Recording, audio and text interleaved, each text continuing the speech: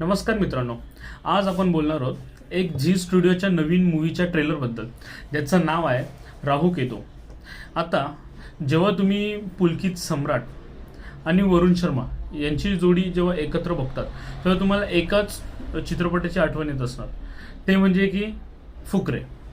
आता हनी आणि चुचाची जी आयकॉनिक जोडी आहे ती सर्वांनाच बघायला नेहमी आवडते. आता प्रश्न हा आहे की राहू केतूमध्ये तीच जादू पुन्हा दिसणार का, की हा ट्रेलर खरंच हसवतोय का? चला सविस्तर बोलूया. आजच्या ह्या व्हिडिओमध्ये आपण सुरुवात करूया कास्टिंगपासून. पुलकित सम्राट आणि वरुण शर्मा यांची जी केमिस्ट्री आहे ही या सिनेमाची सर्वात मोठी जमेची बाजू आहे. आता ट्रेलर बघताना तुम्हाला हे जाणवेल की दोघे एकमेकांसोबत खूप कम्फर्टेबल वाटतात. त्यांची जी बॉन्डिंग आहे ती खूप क्लासिक दिसून येते आणि त्यांचं कॉमिक टायमिंग आणि डिलिव्हरी डायलॉग डिलिव्हरी आहे ती एकदमच उत्कृष्ट आहे. आता ते चेहऱ्याचे हावभाव बघून तुम्हाला फुकरीची आठवण आल्याशिवाय राहणार नाही. पण याचसोबत शालिनी पांडे सुद्धा आपल्याला या ट्रेलरमध्ये दिसायला येते. आता ह्या ट्रेलरमध्ये तिचा स्क्रीन टाईम खूप कमी दाखवला, त्याच्यामुळे कदाचित असं असू शकतं की सिनेमामध्ये तिचा रोल महत्त्वाचा नसेल, पण आपल्याला ते मूवी बघितल्यावरच समजेल. आता येऊया मेन मुद्द्याकडे, म्हणजे कॉमेडी. आता ते कॉमेडीबद्दल सांगायचं झालं तर ही कॉमेडी एक स्लॅपस्टिक कॉमेडी आहे. त्याच्यामुळे ट्रेलरमध्ये काही जोक्स खरंच मजेशीर आहेत. उदाहरणार्थ तो हत्ती आणि तो केळ्यांचा जो सीन आहे, रिडल किंवा कोडे, ते ऐकताना तुम्हाला वरुण शर्माचा जो भोळा चेहरा दिसतो ते बघितलं तुम्हाला हसू आवरता येणार नाही. पण इथे एक आहे की काही जोक्स जुने आणि व्हॉट्सअप फॉरवर्डेड वाटतात.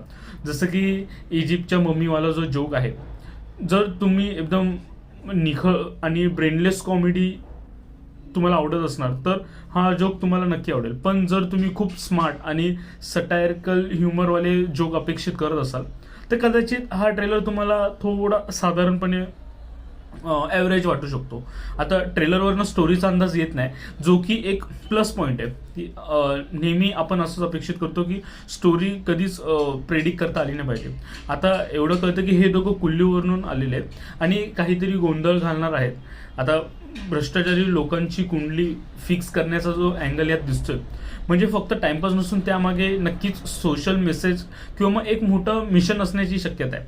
आता हे दोघं अर्ध राक्षस आणि अर्ध देव असं या ट्रेलरमध्ये दाखवलंय की यामुळे यात काही फॅन्टसी एलिमेंट आहे की तो फक्त एक मेटाफर आहे, हे सिनेमा बघितल्यावरच कळेल. आता व्हिज्युअल्सबद्दल जर बोलायचं झालं तर सिनेमा फ्रेश दिसतोच आहे. हिमाचलचे जे काही लोकेशन्स आहेत ते खूप छानपणे शूट केलेले आहेत. बॅकग्राऊंड म्युझिक कॉमेडी सीन्सला एकदम मॅच होते.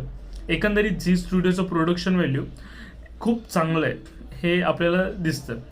थोडक्यात सांगायचं तर राहू केतू हा एक असा सिनेमा वाटतो की जो तुम्ही फॅमिली किंवा मित्रमैत्रिणींसोबत जाऊन एन्जॉय करू शकता. जर तुम्ही लॉजिक शोधायला गेला तर ते तुम्हाला बोलतात ना की बिनसरपेरवाले जोक्स वाटते.